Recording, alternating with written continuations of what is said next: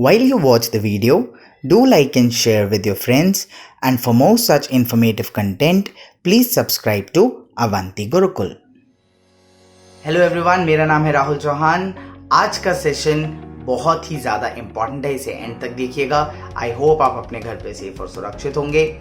आज का जो सेशन है बच्चों, वो है 9th से 12th क्लास तक के बच्चों के लिए, मतलब ऐसे बच्चे जो 2021 में क्लास 9 से क्लास 12 को बिलोंग कर रहे हैं।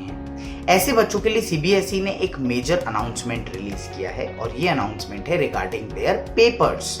मतलब 9 से 12 तक के बच्चों के जो फाइनल ईयर पेपर होने वाले हैं वो किस पैटर्न के होने वाले हैं, किस टाइप के होने वाले हैं, उसमें कुछ चेंजेस सीबीएसई ने किए हैं और ये चेंजेस काफ़ी इंटरेस्टिंग बनाने वाले हैं आपके पेपर को और काफ़ी ईजियर बनाने वाले हैं आपके पेपर को। तो इसीलिए इस अच्छी न्यूज़ को एंड तक सुनिएगा और समझिएगा कि आपके पेपर का पैटर्न कैसा होने वाला है। तो चलिए हम शुरू करते हैं और आज का जो सेशन है उसे हम 9th, 10th and 11th and 12th इन दो सेक्शंस में डिवाइड करेंगे। जैसा कि सीबीएसई ने अपनी स्टेटमेंट में रिलीज किया है, उन्होंने 9th एंड 10th के लिए एक कॉमन जो प्लानर रिलीज किया है वो एक कॉमन प्लानर है और 11th एंड 12th के बच्चों के लिए जो भी पैटर्न में चेंजेस इंट्रोड्यूस किए हैं वो दोनों सेशंस के लिए कॉमन है। तो सबसे पहले हम शुरू करते हैं 9th एंड 10th के बैच के अनाउंसमेंट। तो अगर मैं 9th और 10th के अनाउंसमेंट की बात करूं तो last year 9th and 10th में जो पेपर का पैटर्न था वो कुछ ऐसा था कि उसमें 20% ऑब्जेक्टिव टाइप क्वेश्चंस थे। ऑब्जेक्टिव टाइप क्वेश्चंस मतलब आपको टिक करना होता है, एमसीक्यू टाइप क्वेश्चंस रहते हैं। प्योरली 20% एमसीक्यू टाइप क्वेश्चंस थे, लेकिन इस साल वो 20% से मेंटेन ही रखे गए हैं, 20% भी ही रखे गए हैं। लेकिन उसके बाद हम आगे चलते हैं। उसके बाद केस स्टडी बेस्ड क्वेश्चंस का जो रेशियो था वो 20% था लास्ट ईयर, लेकिन इस साल केस स्टडी बेस्ड क्वेश्चंस की जगह कंपिटेंसी बेस्ड क्वेश्चंस का कॉन्सेप्ट इंट्रोड्यूस किया गया है। अब ये कंपिटेंसी बेस्ड क्वेश्चंस क्या है?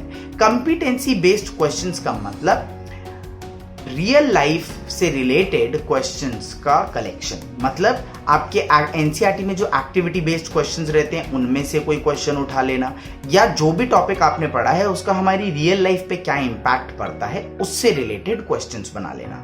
तो यहाँ पे इन टाइप के क्वेश्चंस को इंट्रोड्यूस किया गया है। याद रखिएगा, कंपिटेंसी बेस्ड क्वेश्चंस के अंदर केस स्टडी बेस्ड क्वेश्चंस भी कवर होते हैं। तो लास्ट ईयर के अगर पेपर की बात करूं तो मैं केस स्टडी बेस्ड क्वेश्चंस 20% हुआ करते थे, लेकिन इस बार कंपिटेंसी बेस्ड क्वेश्चंस नाम का जो टॉपिक डाला है उसे 30% तक का वेटेज दिया गया है।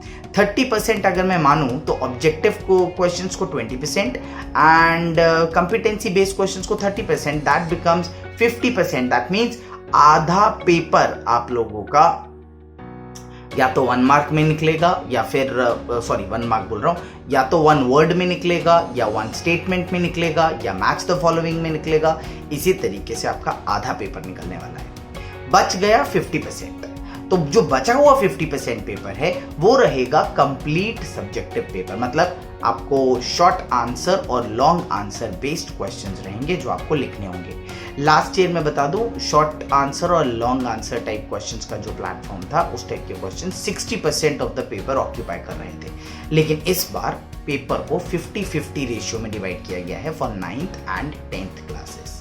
तो यहाँ पर अच्छी बात यह है कि हमारे पास आधा पेपर ऐसा है जिसमें हमें या तो सिर्फ मैच द कॉलम्स करने हैं, या तो सिर्फ हमें 1 वर्ड में आंसर करना है, या तो हमें सिर्फ एमसीक्यू पे टिक मारना है। Nothing much is there in half of the paper. लिखने वाला और डिटेल में डिस्क्रिप्शन देने वाला जो काम है वो सिर्फ अब 50% ऑफ द पेपर पे ही रह गया है। तो ये तो था detail description for class 9th and 10th। अब बात करते हैं for 11th and 12th। 11th and 12th के लिए ऐसे कौन से चेंजेस इंट्रोड्यूस किए गए हैं?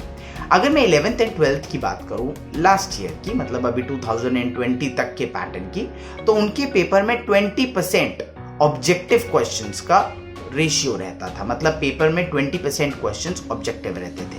केस स्टडी बेस्ड क्वेश्चंस 10% रहते थे और जो वेरी शॉर्ट या लॉन्ग आंसर बेस्ड क्वेश्चंस थे वो 70% तक का वेटेज रखते थे। मतलब जो थ्योरेटिकल पोर्शन था वो 70% ऑफ द पेपर था, जिसकी वजह से पेपर टाइम पे नहीं खत्म हो पाता, पेपर लेंदी लगता है, पेपर में लिख लिख के उंगलियां थक जाती हैं, ऐसे रिस्पॉन्सेज बच्चों से मिलते हैं। बट इस साल सीबीएसई ने इसमें भी चेंज किया है।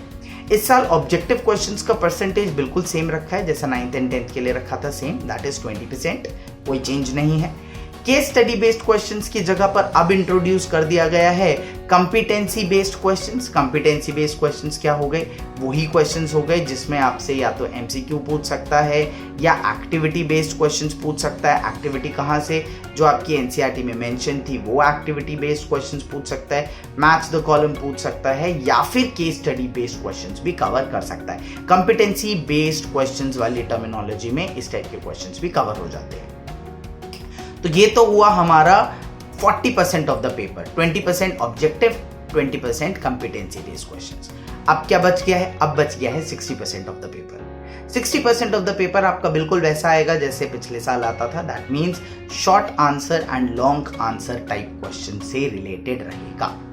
लास्ट ईयर इस टाइप के क्वेश्चंस का जो डिस्ट्रीब्यूशन था वो 70% था, अब उसे घटा के 60% कर दिया गया है ताकि बच्चों को पेपर अटेम्प्ट करने में आसानी हो, बच्चे टाइम से अटेम्प्ट कर पाएं और टाइम से कंप्लीट कर पाएं। लेकिन बच्चों यहाँ पे एक चीज़ और ध्यान देनी ज़रूरी है, एंड दैट इज़ अगर आप अपने टॉपिक को पढ़ रहे हो तो सिर्फ ऊपर ऊपर से पढ़ने से कुछ नहीं होगा।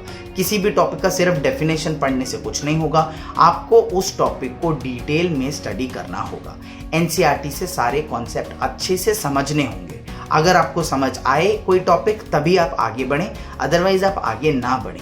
मैं ऐसा क्यों कह रहा हूँ? मैं ऐसा इसलिए कह रहा हूँ क्योंकि इस साल जो कंपिटेंसी बेस्ड क्वेश्चंस इंट्रोड्यूस किए गए हैं ये हमारी रियल लाइफ एक्टिविटी से इन्फ्लुएंस करके क्वेश्चंस बनाने वाले हैं। दैट मीन्स जो भी टॉपिक आपने पढ़ा है उसका हमारी डे टू डे लाइफ में क्या इन्फ्लुएंस है उससे रिलेटेड क्वेश्चन आ सकता है। दैट मीन्स अगर आपने कोई टॉपिक पढ़ा है तो उसकी day to day life applications आपको समझ आनी चाहिए, और अगर ऐसा नहीं होता है तो फिर हमें इस टाइप के क्वेश्चंस अटेम्प्ट करने में दिक्कत आ सकती है, भले ही वो वन वर्ड के क्यों ना हो। That's why I would request all of you to study properly, study carefully. कोई भी डाउट है तो अपने टीचर्स और अपने मेंटोर से डिस्कस करें और इस टाइप के पैटर्न के लिए खुद को प्रिपेयर करना शुरू कर दीजिए। हमारे पास एक पूरा साल है, अभी तो जस्ट एकेडमिक कैलेंडर शुरू हुआ है तो वी हैव टाइम, इसीलिए आज हमने आपको ये अनाउंसमेंट डिक्लेयर कर दी है। आई होप आपको पूरी अनाउंसमेंट अच्छे से समझ आ गई होगी। Yes, so I would like to wish you all the very best for your current academic calendar. Thank you.